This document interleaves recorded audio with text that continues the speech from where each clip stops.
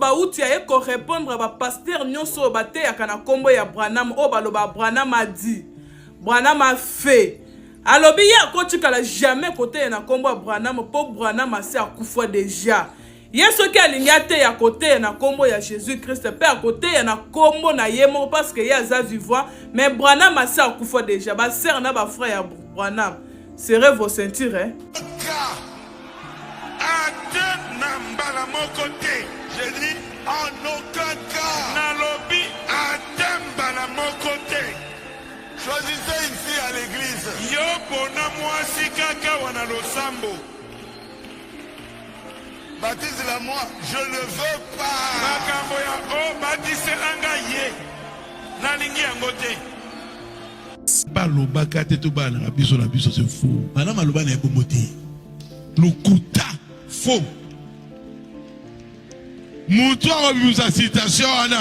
C'est lui qui fera sortir cette citation. Je ne prêcherai plus. Papa m'a laissé dans lobby fotique à côté à sokité. Les cas senga pardon. Loba kete wazalen do limbisanga. Ba toi message non so limbisanga na yeba ki ba citation frère Branham bien té. Parce que to tindelio citation. Citation exacte. Il y a pas de citation. Alobi, il a dit il faut pas la mouton à moli on santo. Mariez-vous avec la personne qui a les Saint-Esprit. On va la mouton à l'église. Tu peux épouser quelqu'un de cette église. Mazandoki. Est-ce que le message m'a goûté à bon? Atoke pas pasteur Dioka. Ati on a arrangé Kodim. Fana kan Kodim manan. Na makamanza ba brûler beta fute. Pour mon toi zone dimela déjà yes lokola mo konsipe mo bikis na yo andimela ka Branham te. Moi je suis d'accord avec pasteur. En tout cas, moi je suis d'accord avec pasteur parce que ngana zalanga idolâtre, te ngana la na ba idolâtrie. Mais comment vous avez même message, mais vous avez même parole te. Bino moko bokomi ko se contredire. Ba we bazolo ba Branham a dit. Mais pasteur Carlos azolo ba ke ye à côté na kombo ya Jésus Christ a côté kala jamais à côté na kombo ya Branham. Oh Branham a dit c'est ça. Branham a dit c'est là jamais à côté kala côté na kombo ya Branham parce que Branham a se akufa déjà. Branham azalaka vite Branham akufa déjà moyen ate na kombo na ye ezate. Pour moni bato bandimela Yesu pe mo konzi pe mo bikis na ba. Nakanisi bino mo bolandi. Siko ezande boye. Ndenge mwana mwasi wa lobby, c'est ça le message. Interprétation oh papa m'a laissé te ibango. Yango le message de frère Branham. Botika komi kosako. C'est pourquoi na kekuta na vidéo moko boye ya Zakoko. Zakola. Zakoko, na ebisaki Zakoko, yo vino eza bien te. Na ozo ba rapport bato baso benga trop, mais mutu wana Zakoko. Et le 12e nous le connaissons. 12 we know him. Amen. Il faut rediciel. Makubung, les ressuscités, Kafuaku. Laissez-moi faire descendre bien la chose. La divinité est évolutive. Un homme qui ne parle pas de la divinité, lui-même il ne deviendra pas la divinité. Et nous sommes censés aujourd'hui être la divinité. Non, je n'entends pas d'amen là. La divinité ne couche pas avec des femmes. Il y a plus d'amen là. Resserré. Il faut qu'on dise qu'il est Montunzan. Il faut qu'on le mette dans Montunzan. Le bibayoko, yewanakwe.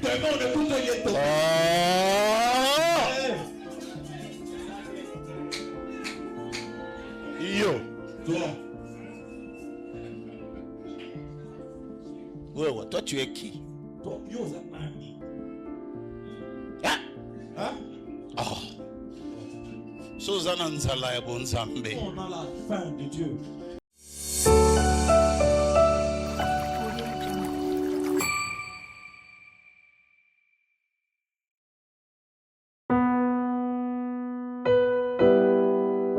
Tango nyonso molinganga nazalaki komona baninganga na baboti na bango nanga baparent baza te vi nanga pasi.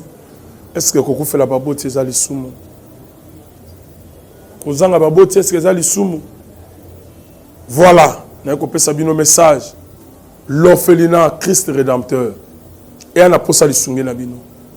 tala musala munene ezosala mpona bana tala musala munene ezosala mpona bana oyo mokili etiki ebwaki me nzambe atelemi na nzela orphelina oyo mpona koencadre bana oyo yaya lisungi na yo toa nango mposa 1 euro no toa nango mposa mpona mwana moko ntango mwana moko alie nzambe ya bitike oyo apermettre ete na nzela no mwana alia akobosana yo te. Voilà message ya l'orphelinat Christ rédempteur toa na besoin lisungi na bino ba numéro eza na se kota contact na biso assistance na yo et aux lisungi mpona bana. Que le Dieu des orphelins a bénir diama mtu nyonso ja ta likanisa ko sala quelque chose pe osali yango zamba pambola bino.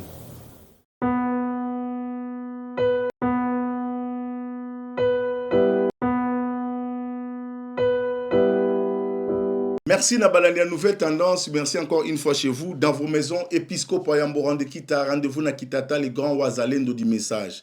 Nakanisi Boza déjà Sengo, Boza Yakosepela Nenge, Bomoni, votre bien-aimé, le grand Wazalendo du message. Borobasusu qui a éli biso susunini.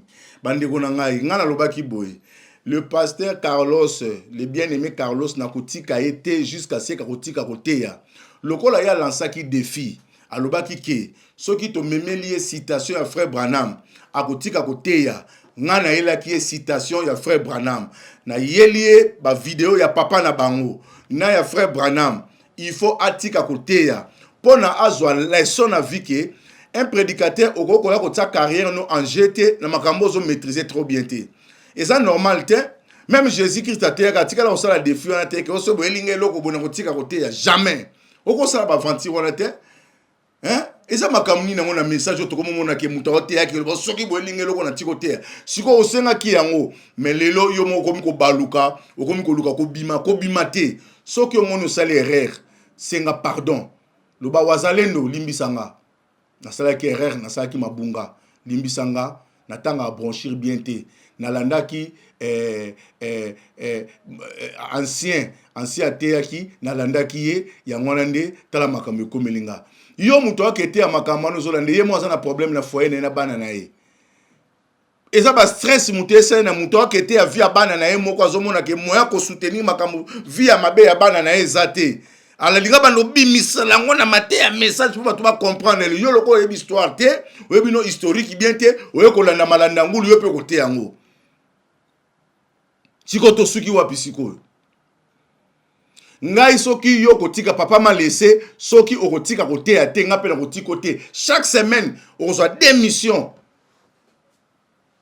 parce que ça normal te et bato belé bazolo bananga lelo bazo comprendre te bazo kanisa c'est comme si nga na ça na problème moko na papa m'a laissé nga ça na problème na yete na problème na papa m'a laissé te problème est ça que bato ba olanda kaye bazo bebisa ye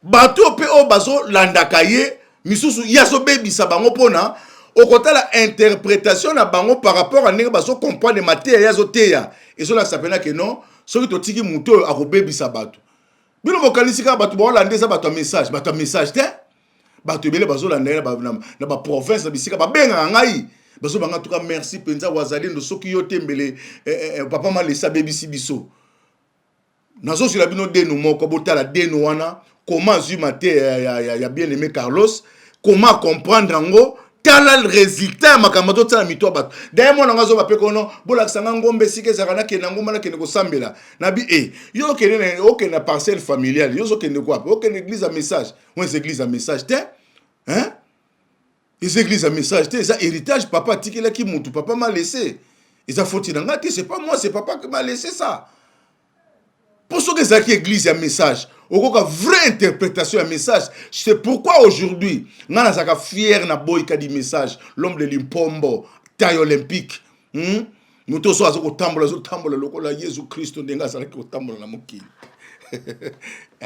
na yebisa kibino bokolo bananga o yo komi ko kumisa li foko du ciel okomi lokola Sankara moko boy oui na Bible ezali Jésus Christ ngazo teya Jomo pena ebela boy ese mona mama ya Melissa ki olibele wana apôtre na ngai yemta atikeli na idéologie oyo po emsu batu so to kumisa monter ça la bango pasi mais Jésus ta banda koteya azoso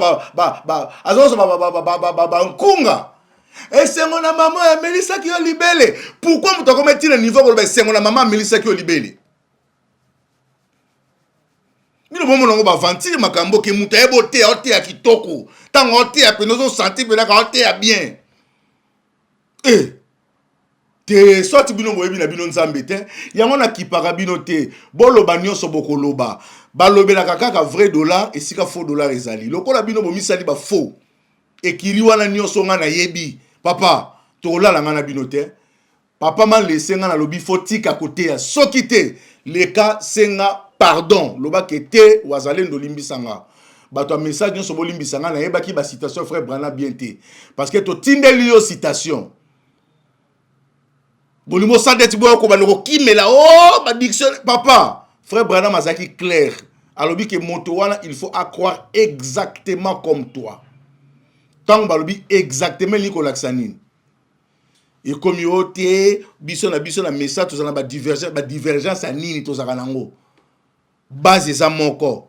Tant balobi exactement comme toi et liko laksanine. Ko croire na prophète William Marion Branham, celui le messager. Makamba interprétation ba écriture yango ba lobité, mais croire au messager. Si mino bola exception makamba ote. Tala siko mwana mwasi odeno. Tala nenge ba babysier azomona ke muto ote bien makambo eso contredire message à frère Branham. Yango na bi tete. Bato babenga ngai, bino bomona nga mambe bato babenga nga bia soki yote mbeto bunga nzela. Na makambo to yokaka oyo papa Melissa te yaka. Toke na régie botala mwana mwasi oyo ko interpréter mateya ya papa Melissa pe ko pesa position ya ndenge ya comprendre nango na okima ya misu na leli. Ya nga na lobi ke objectif na ngeza moko. Papa Melissa lokolo loba ke soki to li o citation o tiki koteya kitana se tika koteya. Okotika koteya nga na otika koteya, otika koteya. To suivi vidéo après to soni. Pasteur Carlos Bauti a ko répondre ba pasteur nyonso ba te yakana kombo ya Branham o baloba Branham a dit Branham a fait alobi ya ko tikala jamais côté na kombo ya Branham po Branham a se akufa déjà yeso ki alinga te ya côté na kombo ya Jésus Christ pe à côté na kombo na yemo parce que ya za vivant mais Branham a se akufa déjà ba sœur na ba frère ya Branham serrez vos ceintures hein. Branham n'est pas vivant. Aujourd'hui, c'est moi qui dirige le message. Pasteur Carlos Baruti n'est pas un message. Les gens ne comprennent plus le message. Il prend le message. Il donne ça à Branham. Branham n'est pas vivant. C'est lui qui est vivant. C'est Jésus. Prends le message. Et retourne à ton maître. Branham a dit. Il a dit quoi? Frère oyo ba yebi adresse ya église ya pasteur Carlos Botin de Langa. C'est mieux nakenda nanga ko bondela takuna.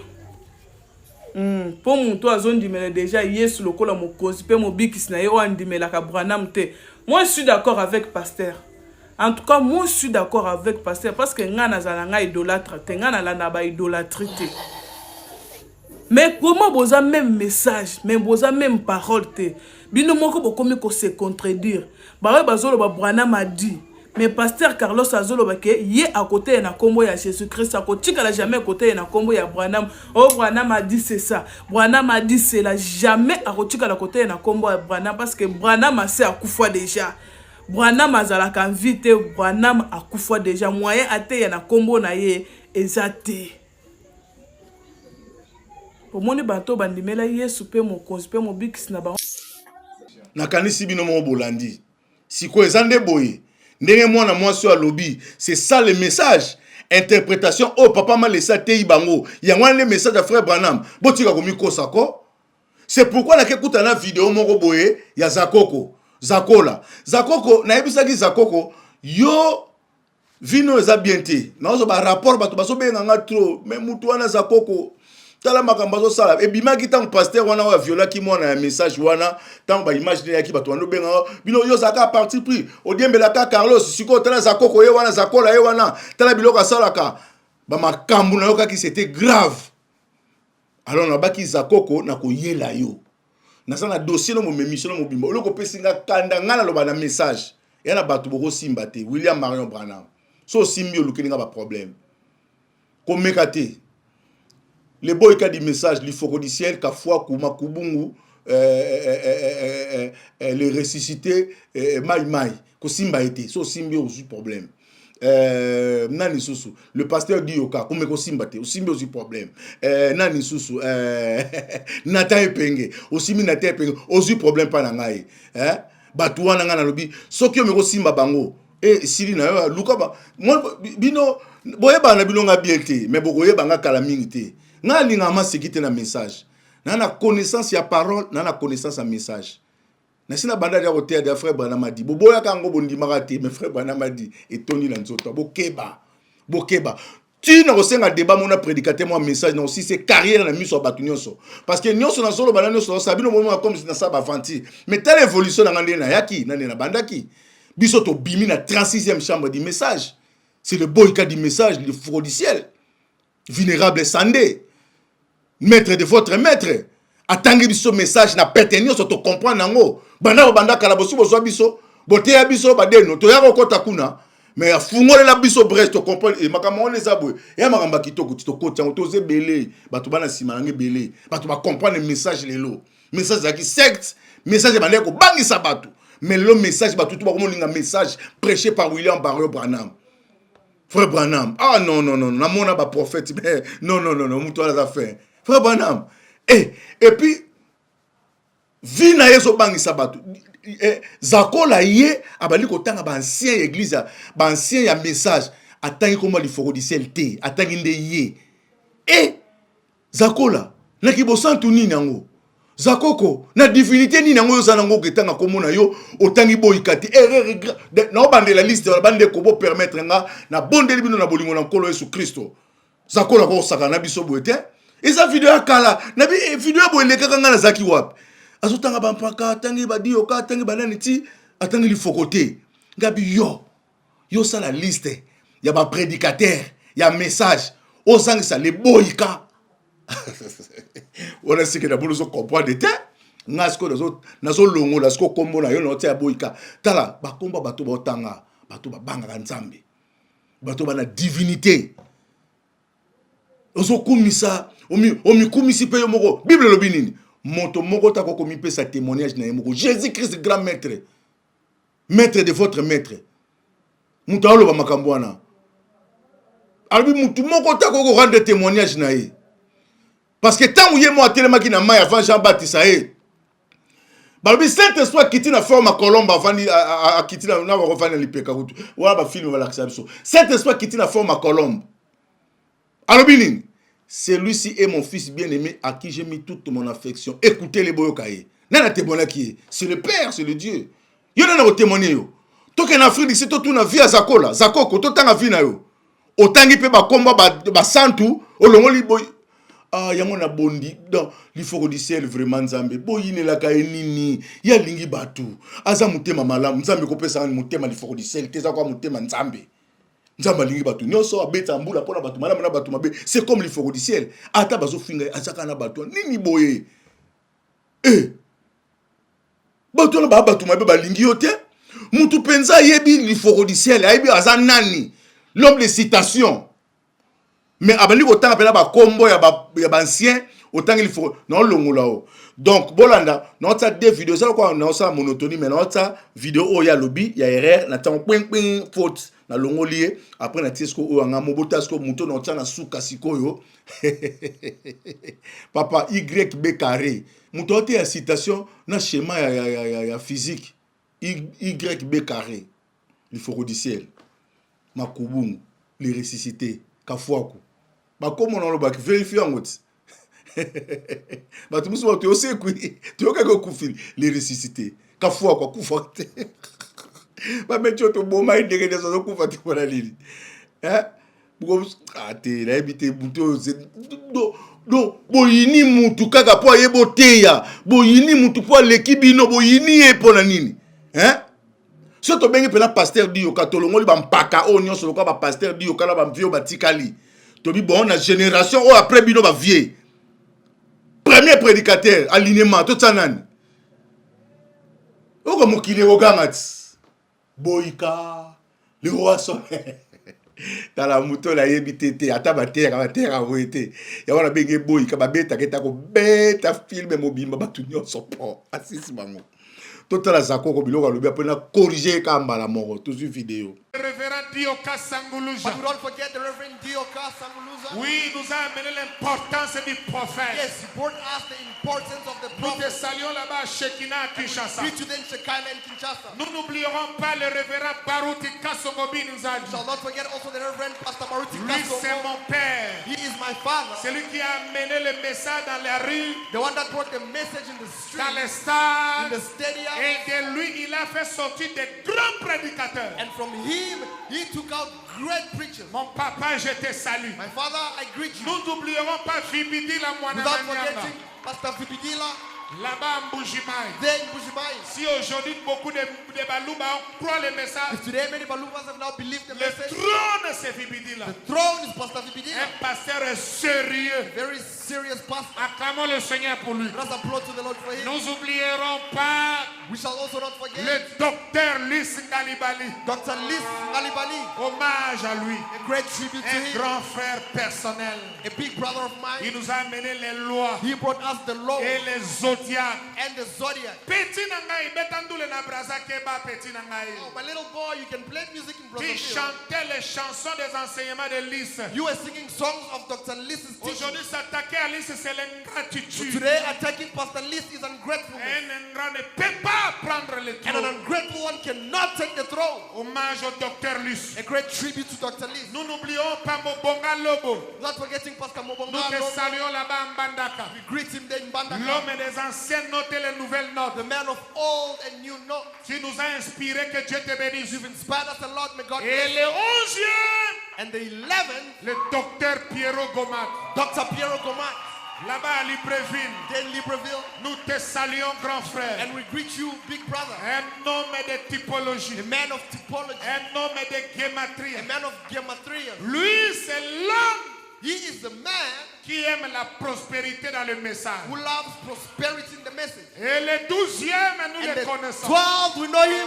Amen. Ce n'est pas lui-même qui se met. He's not himself that puts him there. Oui, voilà les Oh croyants. my, they are believers. That's right. C'est les young people. He is the young people. Pourquoi? Why? Branham dit, quand mon message arrivera, Branham says, when my message shall arise, Dieu suscitera pour moi God shall rise unto me. des jeunes gens. Young people. Ils prêcheront les photos. They will preach pictures. Ils donneront les They définitions. will give definitions. Ils vont amener le révérend Dioka Sanguluja. But we don't forget the Reverend Dioka Sanguluza. Oui, il nous a amené l'importance du prophète. Yes, he brought us the importance of the Nous te prophet. saluons là-bas à Shekina, Kinshasa. We today in Shekinah and Kinshasa. Nous n'oublierons pas le révérend Baruti Kasongobi We Nzadi. shall not forget also the Reverend Pastor Maruti Lui, c'est Kasongo. mon père. He is my father. C'est lui qui a amené le message dans les rues, The one that brought the message in the street, dans les in stades. the stadium. Et de lui, il a fait sortir des grands prédicateurs. And from him, he took out great preachers. Mon papa, je te salue. My father, I greet you. Nous n'oublierons pas Fibidi la Without Mwanamanyanga. forgetting Pastor Fibidila, Là-bas à Mbujimai. there in Bujibai. Si aujourd'hui beaucoup de Balouba croient le message, If today many Balubas have now believed the le message, trône c'est Fibidi là. the throne is Pastor Fibidila. Un pasteur sérieux. Very serious pastor. Acclamons le Seigneur pour lui. Let us applaud to the Lord for him. Nous n'oublierons pas We shall also not forget le docteur Lys Ngalibali. Dr. Lis Ngalibali, Hommage à lui. a great tribute to Un him, grand frère personnel. a big brother of mine. Il nous a amené les lois He brought us the law et les zodiacs. and the zodiac. Petit nangai, betandule na braza keba petit nangai. Oh, my little boy, you can play music in Qui Brazzaville. chantait les chansons des enseignements de Lys. You were singing songs of Dr. Lis's teaching. Aujourd'hui, s'attaquer à Lys, c'est l'ingratitude. Today, attacking Pastor Lis is ungratefulness. Un ingrat ne peut pas prendre le And an trône. ungrateful one cannot take the throne. Hommage au docteur Lys. A great tribute to Dr. Lis. Nous n'oublions pas Mobonga Lobo. Not forgetting Pastor Nous Mobonga. te saluons là-bas en Bandaka. We greet him there in Bandaka. L'homme des anciennes notes et les nouvelles notes. The man of old and new note. Tu nous as inspiré, que Dieu te bénisse. You've inspired us a lot. May God Et bless you. le 11e, And the 11th, le docteur Pierrot Gomat. Dr. Piero Gomat, Là-bas à Libreville, there in Libreville. nous te saluons, grand frère. And we greet you, big brother. Un homme de typologie. A man of typology. Un homme de gématrie. A man of gematria. Lui, c'est l'homme He is the man qui aime la prospérité dans le message. who loves prosperity in the message. Et le 12e, nous And le the connaissons. 12, we know him. Amen. Il faut du ciel. Makubung, les ressuscités, Kafuako. Laissez-moi faire descendre bien la chose. La divinité est évolutive. Un homme qui ne parle pas de la divinité, lui-même il ne deviendra pas la divinité. Et nous sommes censés aujourd'hui être la divinité. Non, je n'entends pas d'amen là. La divinité ne couche pas avec des femmes. Il y a plus d'amen là. Resserré. Il faut qu'on dise qu'il est Montunzan. Lobi bayoko yewana kwe.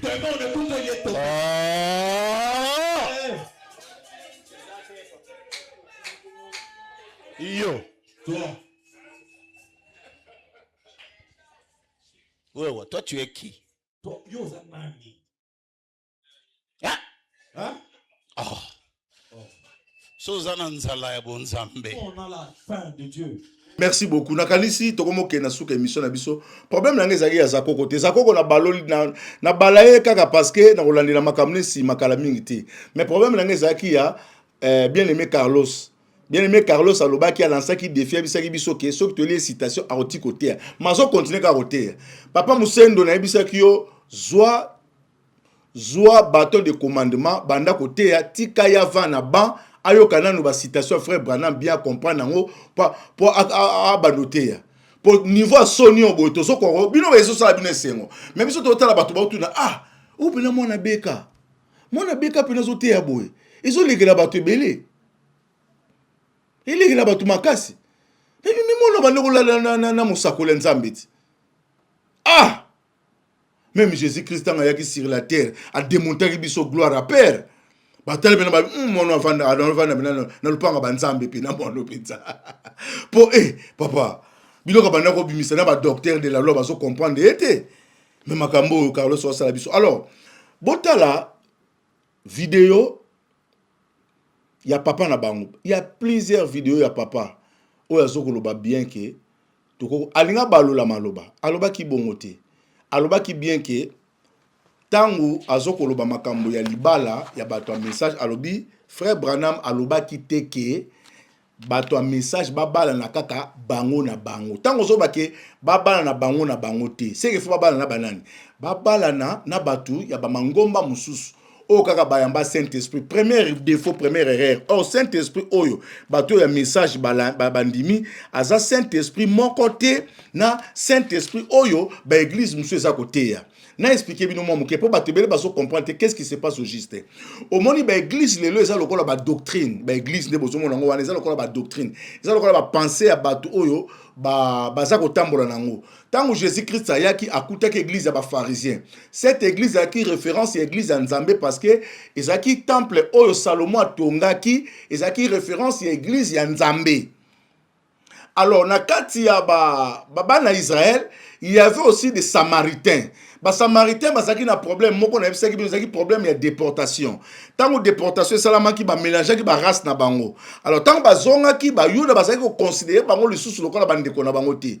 C'est pourquoi comme on a appui il y a femme samaritaine bazo sala débat na Jésus ayebisi Jésus yoza muyuda biso na bino to yoka na kate. Si je na bango ya ko yoka na te zaki ya nini alors bibino bolobaka il faut ko adorer na temple. Mais biso tobi ke koko na biso Jacob aliesaki banyamane likolo ngomba kutana nzambe likolo ngomba yango biso to adoraka likolo ngomba bino bolobaka na temple. Mais na tango Jésus aye akuti conflit moko bino bolobi biso bata message biso bata badeno siko Jésus a établir véritable biboye boyokanga le salut vient des Juifs. Alors ba kiteko bo sa bande ko nzamba sa moko ebinga bato belé ba interpréter ba critique ba pesa nga mawa na mona ko ba sa ba mvouter ba loka bango ba pesi bango kindoki te loko nini yango Jésus Christ aye akuti bana Israël mi balé ba sa ko discuter pona nini parce que ekolo ba kendaki na bato oyo ba batikala ki place boy na tango ba sa ko sala ba débat ba zolo bela Jacob ba père oyo ya visitation nzamba la keke bango le Dieu d'Abraham continuité. Nzamba koute na Abraham, le Dieu d'Isaac et le Dieu de Jacob, tous les trois wana. Bango bazaki symbole la promesse on Nzamba pesaki bana Israël. Mais tant bazo discuter, femme samaritaine bibi no ba mona ba danger bo ba temple biso be temple te biso ne likolo ngomba. Jésus bisie que oui, makambo solo beza ya solo mais boye bake le salut vient des Juifs. Lobi ko ya na message, muta ko sabinote. To sambela Nzambe moko, oui et bien, mais ils ont détail à prédication. Au moment où Jésus azalaki, il y avait des disciples de Jean. Bah non on a maté à Jean. Sur maté à Jésus, il y a Satan to Nzambe. Parce que les disciples bah pas Jésus. Bah c'est que montre-nous comment prier comme Jean d'akisa ba yekolina. Doctrine en Jean ce que kenda. Wa église à Jean. Bon nous on a comment église à Jean Baptiste ça. Et kufa kalesi là. Mais c'est ça que Nzambe mi balé non, ta Nzambe moko. Bon, vous expliquer, tu as besoin d'explication. Parce que tant que Jésus a une doctrine, il y a eu la paix, il y a script de paix qui wana. Bah, croyance c'est ça qui, c'est qu'on appelle la religion. La religion, c'est le pensée de l'homme. Motonenga zoko kanise la bonzambe. Mais or d'une manière chronologique, bah, il y a une révélation à bonzambe. Mais maintenant, Nzambe na bangoni, na ko aveugle bangon na Esaïe pour que na paix sa révélation na ba nation. Il était venu chez les siens et les siens ne l'ont point reçu. Mais à tous ceux qui l'ont reçu, il leur a donné le pouvoir de devenir. Biso to devenir to commis. Banana Nzambe. Mais babina biso après un temps, après l'enlèvement, to comment les deux oliviers, on va considérer na ba Yuda, ba kozonga Elina Moïse, ba ko interpréter les bango que Jésus au baka ki ne kuluzu. Yen les amu biksi. Donc pour na Israël za la sauver, il faut pas croire à Jésus-Christ. Nene ba boya ye wana, ba ok pas été. Ba baso kufana libungi wana ba okende Nzambe akotala makambo na bango ye moko. Le vrai juge yango mona bi que les 12 disciples ba ko juger 12 tribus à Israël. Keba jugement la bango ko kota makambo na kebi ndenge salamate. Oh ba Yuda bango moko ba Tanzambe basana ba bombe baso beta minduki tout ça. Keba la makambo na ko kota te. Po ba ko sala juger na 12 apôtres ba ko sambisa bango. Alors bino bozo ko kota makambo Nzambe. Sans kota la chrono to pe kota la historique ya ba makambo. Bozu message boli boko kanisa wakana ba église d'autres prendre ba sentiment na bino. Mais tant que Jésus aye temple reconnaître qui était ceux qui ba kangi au côté église à Jésus ba ko bengano na temple. Au côté de l'église il y a désordre, il y a Abuja, mais c'était là. Là où il y avait la solution, là où il y avait la vie. Il y a longtemps on ba message ba Saint-Esprit na biso yo Carlos papa m'a laissé. Ozo comprendre noter que Saint-Esprit obino bolo bela message na oyo bango ba bela kunese loko moko te. Ngaine na ko laksa yango ba teo vino mobimo comprendre ka ngo tenga ne fona ko laksa yango so na ene lo laksa na ko mutu mabe bo luka nga bo kanela nga bo sala nga mabe poni to lo bela likamali loba yango ti to lo bela likamali loba o yeyo moko lancer défi que soki to eli o citation tikoter oni taka na chere obo ya ka ko tiko batu ba mono skonan batu ba mono nan. Vous voyez maintenant les problèmes. Les problèmes c'est ça. Message est donné dans mon union surtout à côté de la message. Papa, Paul dit mais la Jésus-Christ. Au moment où Jésus, il y avait un moment où Jésus-Christ a été, et puis si vous connaissez dans mon corps, si vous êtes pour te communiquer, il faut mais la makila langa, bolianzo to langa batu pour bakimi. Tanga Bible au monde. Atika bango bavanda, je ne suis pas bon. Na minute on des aboyés, il faut mais la makila langa bolianzo to langa. Oh. Ben que babi tipo yo zone Bible batanga babi ba liko tanga mibeko babi ni Bible obini oh non okoyiko lia musunya mutute omela makila mutute soko lia ngo okoke li felo vino ko beba tout ça boda bozan chor ndoki babi joyo voilà alinga pesa biso ki ndoki c'est de là esika olifoko du ciel azaboika makubungu. L'inspiration c'est le monde de Dieu. Elle vient de la voûte céleste. Elle est souffle dans l'âme de l'homme. Elle est plus forte que les Écritures. Yango makamango. Regardons encore. Jésus-Christ, le Fils de Dieu, étant sur terre, il était plus que prophète. Il connaissait la loi de Moïse. C'était la loi de Moïse qui disait que, enfants d'Israël, vous ne devez jamais manger la chair et boire le sang. Mais lui dit, il faut manger ma chair et boire mon sang pour avoir la vie éternelle. Oh, inspiration. Tango baboyi yango, bakei, 12 batikali, ebisi bango bazaki, 60 bakei, 12 batikali, ebisi bango, albino po bokei, bolanda bango kende. Pété le lobby. Où irais-je encore, Seigneur? où il reste attends il faut na biso na yebisaka bino to sala ba gela kindoki na biso ba pesa biso na Congo mais pona ko yemba pona li foro du ciel boko ko kayete makubungu boko ko kayete bolika di message na yebisaka bino dit où il reste encore Seigneur éternel des hommes rempli de péchés des hommes remplis de péchés.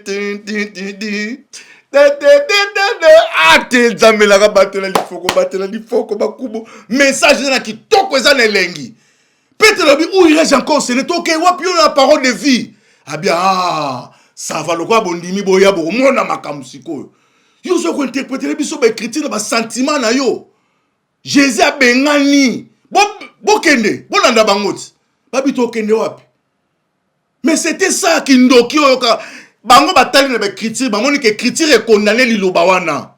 Mais liloba wana ndi yango zaki la vie éternelle. Oyebi mukolo ba yekolo bazako sa sainte scène. Tango bazui lipa ba buki, ba lié bazui vino ba meli, ebisi bango makile babi oh, kindoka monde ba a regretter ba master ba kende ki pamba fallait ba zela nanu. Ezali nango boy, mapa biso moto somi farine. To lambi, vino to soma na kini marché. To ena ngwa watos. Yango ni makila na ye. Oh, akibisa batu pour rien. Message les a donné à n'importe qui te. Diomoni ba bido 0 ba 6 yo te baso so di.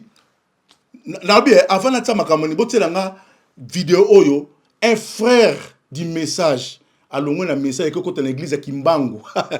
Tel niveau de outi pena na likolo.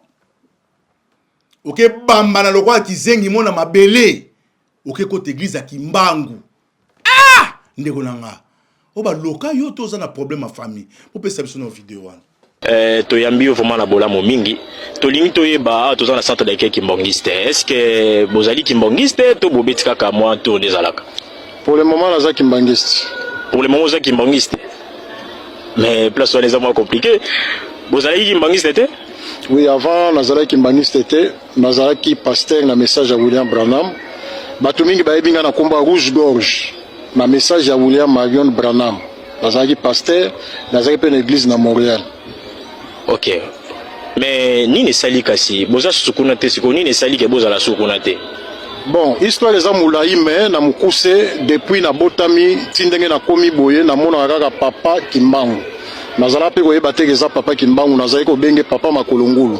Papa moko boya Makolongulu soki nazo prier omona ye mwana nanga na pesi yo solution na makamunyo so sengi. Ah. Mais muto ayo ka prière ya muto eza nzambe. Nga nazo senga nzambe mais papa moko boye azoya azopesanga ba solution na ba prière nanga. Bon, na mukuse pona ke le mulaite na suka yende mutaibisa yinga ke nakota nkamba yaza kuna na nkamba suite ya problème moko boye na bundi na kokite na moni yaye aibisinga na kota nkamba cette fois-ci akoedenga te. Il faut na kota nkamba makamunyo so na yiro sala na message à Branham c'est fini. Et puis yepe mutakanga pe église nanga. Wana papa Kimbangu ndakanga église na yo. Wana papa Kimbangu ya liputa.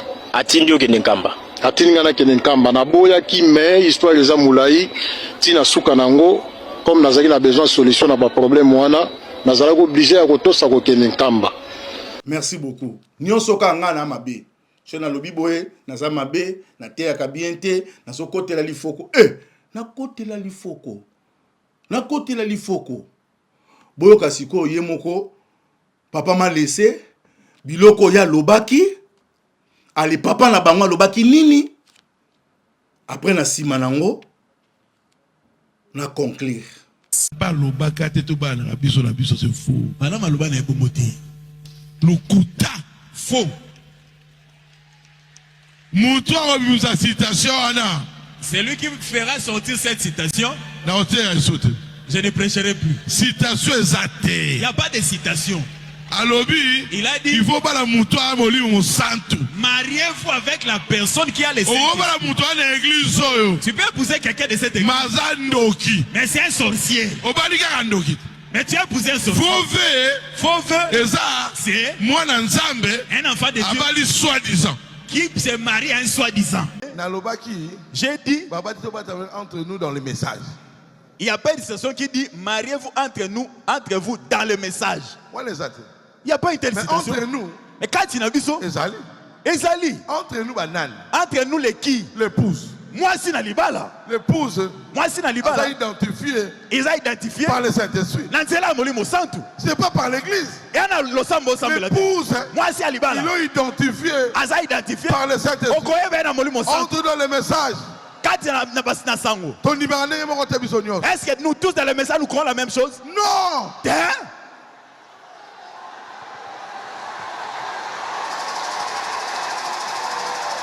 Entre nous, ce sont les hommes qui ont le Saint-Esprit. Même si tu me connais, si on a le Saint-Esprit, entre nous, on n'est pas entre nous. Entre nous, c'est le cœur qui parle. Gloire à Dieu.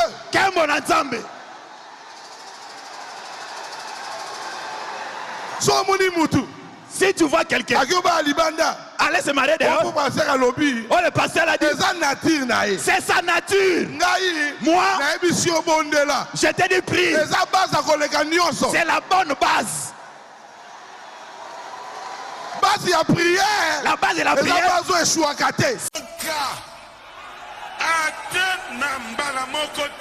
Je dis en aucun cas. Nalobi atemba na mokote. Choisissez ici à l'église. Yo bona mwasi kaka wana losambo. Baptise-la moi, je ne veux pas. Makambo ya o baptise anga ye. Nalingi angote. Exige le message de William Branham exige à ce que les frères et sœurs puissent se marier entre eux. Alors, cela est vraiment en ordre. Oui, oui. Le message dit en aucun cas on doit se marier entre nous. Et je pense que c'est un ordre. C'est un ordre. Il faut prier et se marier avec quelqu'un qui est né de nouveau, baptisé du Saint-Esprit et qui croit comme vous. Moi, je trouve que c'est un ordre. On risque de prendre baptise-le-moi. On baptise la moi et on va baptiser et plus tard vous aurez des problèmes. C'est comme quelqu'un qui est vivant qui se marie avec une personne qui est morte. Si vous avez de la chance et la personne croit maintenant et quitte par exemple les autres églises telles que nous avons vécu, vous avez la chance. Il y a toujours des exceptions. C'est rare mais il y a des exceptions. Vous avez choisi vos épouses dans le message. Vous avez accepté vos époux dans le message. Maintenant, c'est à nous les célibataires que vous donnez l'accès qu'on peut épouser n'importe quel chrétien. Donc, Frère Branham, quand il a parlé de la croyance, il a tout centré sur Jésus. Mais nous sommes tous des chrétiens, non? Pourquoi nous, là, on ne porte pas les boucles d'oreilles? Pourquoi nous, les chrétiens du message, on ne porte pas les pantalons? Je ne sais pas, il y a d'autres choses, Naïbité, ça demande que peut-être aussi la révélation. Parce que quand tu n'es pas révélé, en tout cas, comme on dit, tu regardes mais tu ne vois rien. Une fille de Dieu qui a ses deux pieds dans le message n'osera même pas se marier à un incroyant. Surtout nous les sœurs. Hein. Surtout nous les sœurs. Les frères au moins ça se comprend parce que l'homme a toujours été au-dessus de la femme. Tel que moi je suis là, je croise un incroyant et puis il me met dans sa maison. Un jour il se lève et me dit, en tout cas Déborah, j'aime te voir en pantalon. Mais ce n'est pas un péché pour lui. Pour lui, ce n'est pas un péché, mais pour moi, c'est l'abomination. Grâce à Frère Branham, je connais ça. Mais lui, il ne connaît pas ça. Dans le mariage, il y a aussi les problèmes. Déjà, il y a des problèmes qui existent. Tout le monde a des problèmes. Il y en a sommé au pantalon, au lingola, à tabino, moko, vraiment. Ceux qui sont d'accord avec ça, ce sont ceux-là qui ont un pied dans le message, un pied dans le monde. Je le répète encore. Ceux qui sont d'accord avec ces déclarations-là, ce sont ceux-là qui ont un pied dans le message, un pied dans le monde.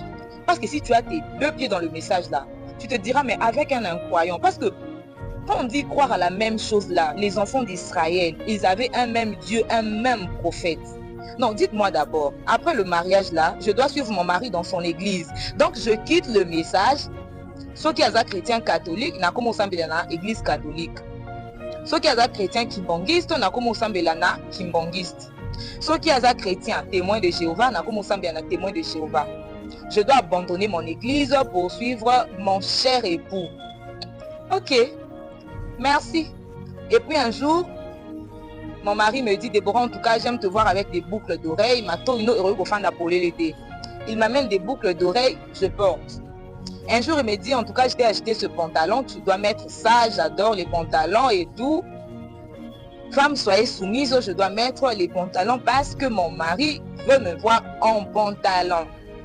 Et puis, je marche en cours de route, je croise mon pasteur, qui est un pasteur du message, qui a béni mon mariage, qui m'a encouragé. Je lui dis, shalom papa, soit bonsoir papa. Mais non, soyons un peu réalistes. Hein. Apparemment, dans l'Ancien Testament, il y avait aussi ce genre de loi, non? Où les enfants d'Israël devraient se marier contre eux. C'est pas ça. Ça me rappelle l'histoire de Samson et Delilah, Moïse, Séphora, Joseph et sa femme, l'Égyptienne. Sûrement. Et puis si nous voyons les enfants d'Israël avaient un même Dieu, un même prophète. Merci beaucoup. Papa m'a laissé message dans les abois. Oyaki mokili mo memona kio. Oloba ke soki to elio citation au tikotea. Nga nazana yo. Il faut tika kotea. Soki o comprendre penza na nyonso to sali to lakisio ki o sala kere kolino sa ba échappatoire te ko kimenalité yaka senga bolimbis. To limbisa to bande ko na to limbisa. Ozana ba photo. Eso to talika ba photo to kele ko mawa. So za ibongo te papa. Tala biloko la ba boko ba biloko ezawa. Ba yamabe. Mais ce totali photo frère Branham to bi bon totali papa na bino vie ya kenda tikaye. Bon, y a problème te. Tozo bomela o moto. Ya ko senga bolimbisi to bande ko na to comprendre que non. Oyeba ki no message te. Parce que soki na bina na banda ko tia ba mate ya yo te ya ka awa. Ba to ba comprendre te ko za prédicateur ya message. Ba to ba comprendre ngo te. Ba to na bilo ndi muto azote.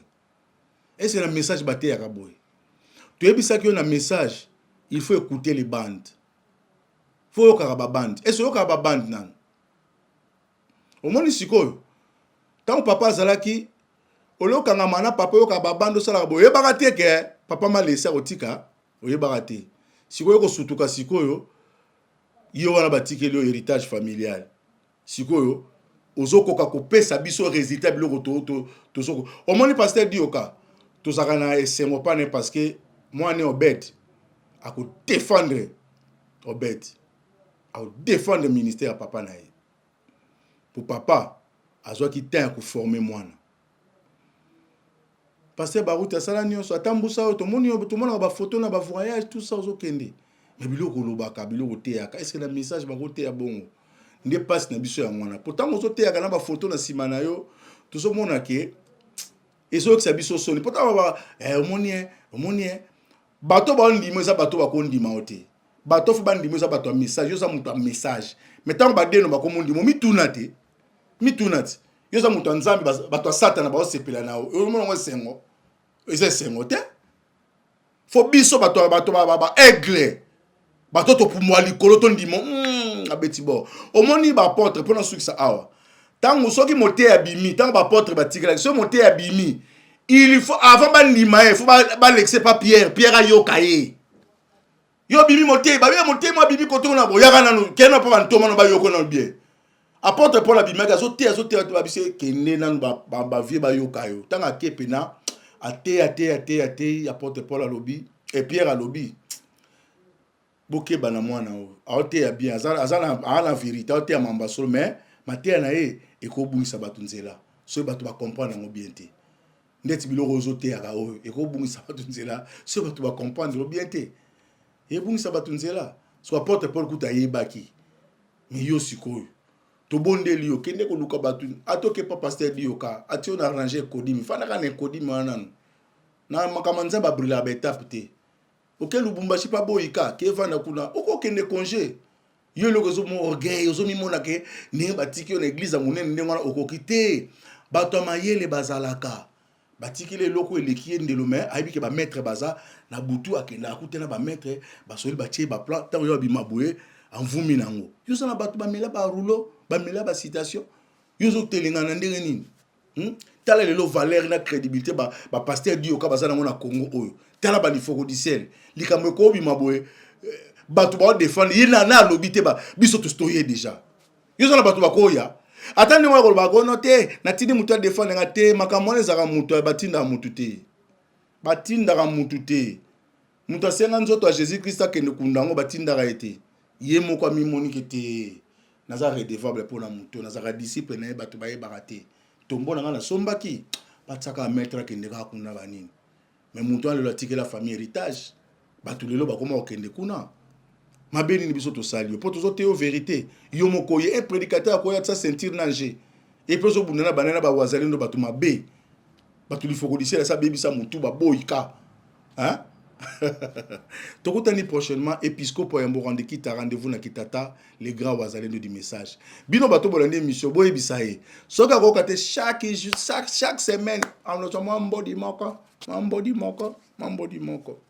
merci. Merci Banakin, Bana monde entier. Maxi bien-être. Sougala café, logo na mêlé logo mais logo ezamabe. Il y a bien pour na panne technique mais ko sale la on ndenge mabe te sale la ngo pona mama. Ba célibataire to lingi bino ate. So maka boma mokolo bala. Pourtant mzo ba produire ngo soute. Maxi bien-être yango yo.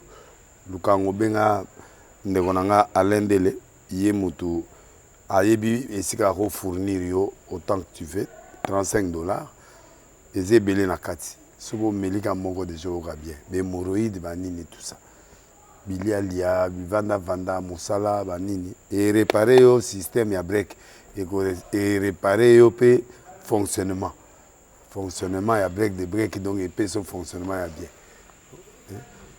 Tokomi ba Congolais toujours gagner ba match.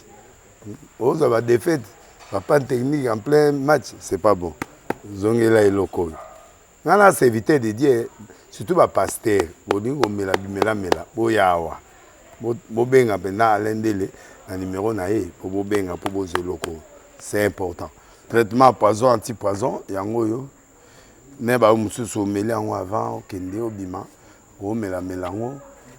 Ça des jours à tabater le loco moi cuire mon corps c'est bon oyopé anti-poisson donc ce que ata izana kati et longolango alendele mikolo som nabité mindela ngo ba pese biloko ba udia po biloko ngo bendeza ya solo mikolo ba tchaka poisson à toi famille te à toi problème na mututé jalousie car do ba produit ngwana ya anti-poisson oyopé anti-poisson donc benga alendele à partir na ye ayibindeni oya ozwango nzambe na nga pambola bino mi batela mboke komi bien te bato bakomi na jalousie oyo tozo comprendre de soute bana mike bazo kufa mikolo bazo kufa baotiana bana bébé ba poisson donc toujours zala nanti na ndengana nga na ndako c'est bon que Dieu vous bénisse.